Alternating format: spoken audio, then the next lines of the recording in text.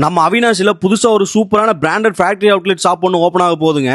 அட ஆமாங்க, கோயம்புத்தூர்ல இருக்க ஷாப் 99 இப்போ அவங்களோட இன்னொரு பிரான்ச்சை டைரக்ட் ஃபேக்டரி அவுட்லெட்டா நம்ம அவினாசில மார்ச் 2ஆம் தேதி சண்டே அன்னைக்கு செம பிரம்மாண்டமா ஓபன் பண்றாங்க. இவங்களோட ஓப்பனிங் டே ஸ்பெஷலா ஃபர்ஸ்ட் 100 கஸ்டமருக்கு பை ஒன் கெட் ஒன் ஆஃபர்ல டி-ஷர்ட் ஃப்ரீயாவே கொடுக்க போறாங்க.